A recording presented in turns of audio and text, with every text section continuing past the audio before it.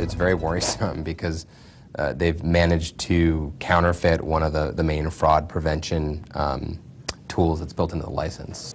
All it took was a few minutes, a few $100s, and the ABC15 investigators scored some pretty realistic-looking fake IDs. Now, this is more than an amateur operation targeting college kids who want to drink. ABC15 investigator Joe Ducey got these IDs from China. And tonight he's revealing new threats to your personal information and national security. That one you think's fake? Yeah, I'd definitely get a second opinion on that one. When you think of fake IDs, you probably think of this. How many of these do you think you look at every night? Upward like 50 to 100. Underage drinkers trying to get into a bar. Last year alone, Tempe police picked up more than 2,000 fake IDs here along Mill Avenue.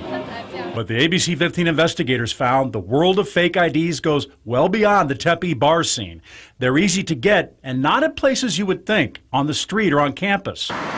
We found them in China on this website. Driver's licenses from Arizona and 17 other states. Just fill in the information, pick a birth date, and upload your pictures. For this story, we bought 2 IDs, wired $200 for each one to a place in China. Within a few days, our fake IDs arrived. Now, it might be hard to tell from the outside because to get this package through customs, the licenses were hidden here, underneath this bookmark. And this one you think's real? Yeah. Back to Kirk, the bartender, he couldn't tell our ID was fake. This one is for Marissa, an ABC15 intern. She's 19. The ID says she's 22. Yeah, they're really, really good. Especially in a state like Arizona with border issues and other security concerns, it's extremely troubling. Security experts told us these fakes are so good, they could be used for more than just buying beer. So we took our investigation a step further. You know this guy, ABC15 anchor Steve Irvin, and I'm Joe Ducey. We ordered an ID with my picture and put Steve's name on it. We did it with Steve's blessing and had a little fun with it, but this is serious stuff. Using another's identity is a felony. I don't want to use the word impressed, but I mean, they're very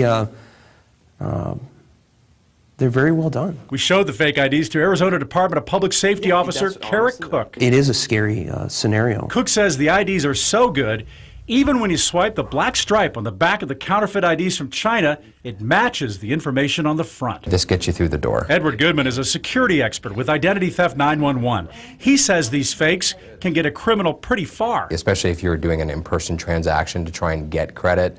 Buying a used car, new car, buying, furniture, things like that. But the potential for crime does not end there. There would definitely be a national security concern. What if I was on the no-fly list, kept off planes for terrorism reasons? With this ID, I have a different name with my height and weight and even a hidden state seal. That's what TSA checks with their black lights. It's very worrisome because they've managed to counterfeit one of the main fraud prevention tools that's built into the license. This is really one of the prime features that TSA is looking for. The Arizona Department of Transportation tells us they are aware of the problem.